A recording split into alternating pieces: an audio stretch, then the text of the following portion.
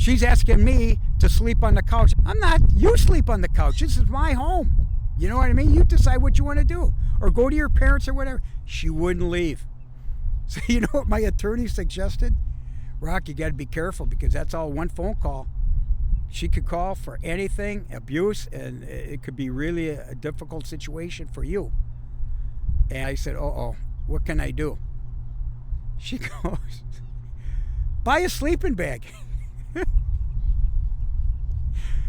So I did. I bought a sleeping bag and I put it over the bed. She was next to me. I even got a separator. And she would be walking around the house trying to seduce me in a miniskirt. I'm serious. It was getting bad to the point where, thank God, I got disciplined. Anyway, the sleeping bag worked. It was my second marriage. I was in my 50s, mid-50s, and I thought, you know what? It's time. It's time. It's time to be happy. I thought I had everything covered. After all my 22 years of being single, I get married the second time around. And I think I'm outsmarted the system. I'm going to pick the right horse, the right person, the right family, the right religion. I just thought, hey, I'm really lucky I met this woman after 22 years of being single, raising my kids and being basically independent. It's time to look at my future. I picked the person that I wanted to be with. We dated for about 19 months. She was never married. She was 8 years younger. I thought, you know what? Let's do it right. I thought that's it. I committed. I was dedicated. I was loyal. I thought I was doing all the right things. Had a prenup. The church interviewed us. We went through what they call intake to get married in the church. The church notified us and notarized our intake questionnaire. That's one of the questions. You have a prenup? Yes, we have a prenup. On both sides, it was notarized and everything. So I felt pretty secure about my financial protection. I'm not giving any legal advice. I'm not giving any therapy advice. I'm just letting you know my story.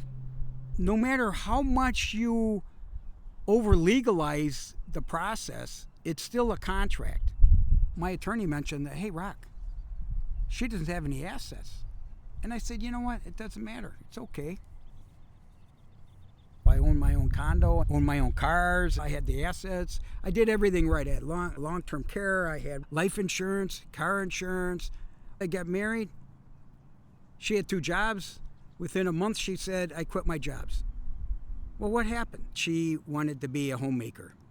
Homemaker with what? We had no kids. She had no biological kids. Then 12 years later, after going to therapy every other year, couples therapy, and nothing really working out, it's costed me a ton of money. We did talk about divorce more than once. There was no abuse. There was no, not that I know of, no infidelity or anything, not on my side. I felt secure that I had a prenup. I thought I did all the right things. I felt secure that she would have been rational, logical, and then I would basically say, listen, it's not working out. The bottom line was, I asked her for the legal separation in church.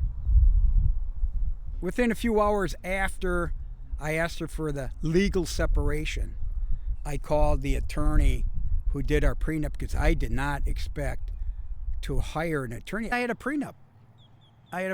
Saying, hey, if there's a division, then we break it up and that's it. You see? You have your assets, I have my assets. Whatever we accumulated during marriage, that's fine. What I recommended is a mediator in the state of Florida. Let's bring in a mediator, bring the prenup. He'll come in and talk to us for a couple hours, and then we'll make some decisions. I didn't see this coming, but the bottom line was she had a plan.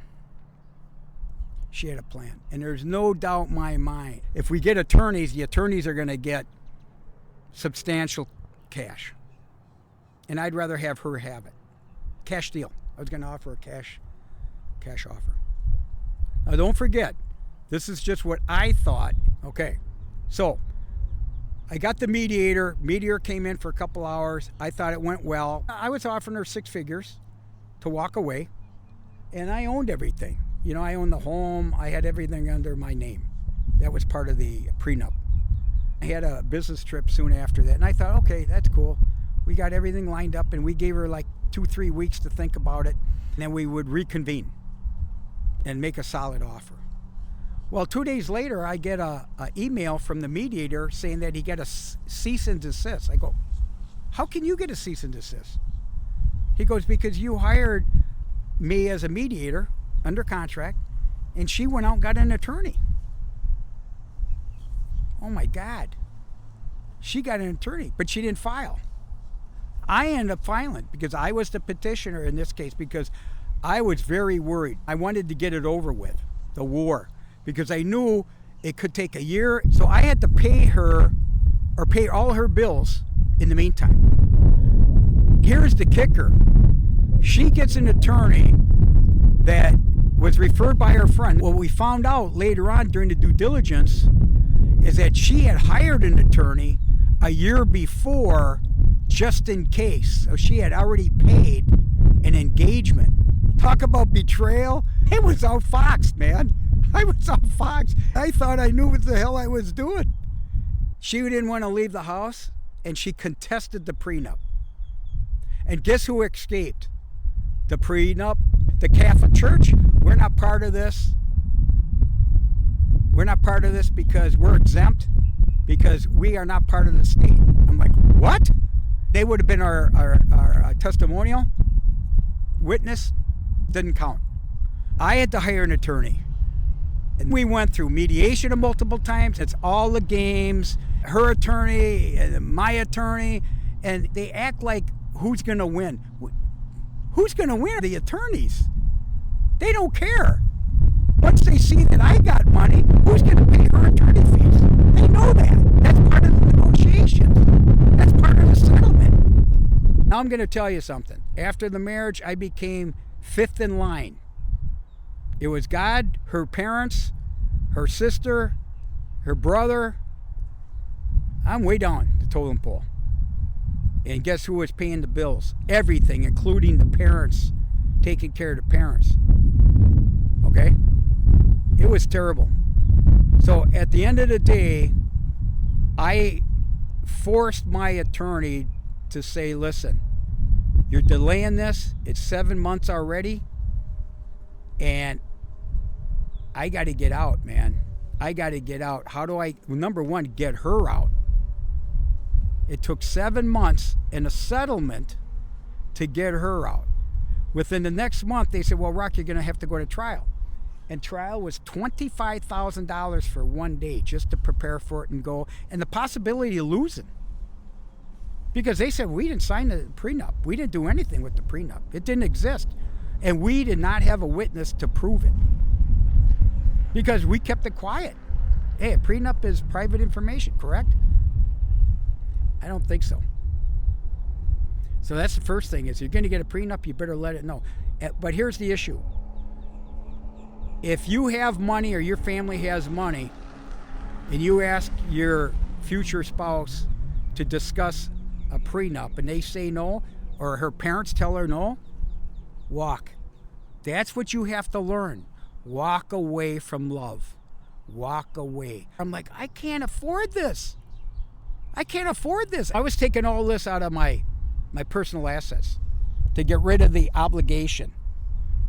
I'm in the process of retiring and getting Social Security. I couldn't afford her. I went back to the mediator and said, listen, can you draft me a plan that I could submit to my attorney and my attorney could submit it to my ex-wife's attorney? It was a Sunday night, and I sent it overnight because I wanted it on Monday. I wanted it presented. I thought it was very fair. It was a financial settlement, and it was after she had moved.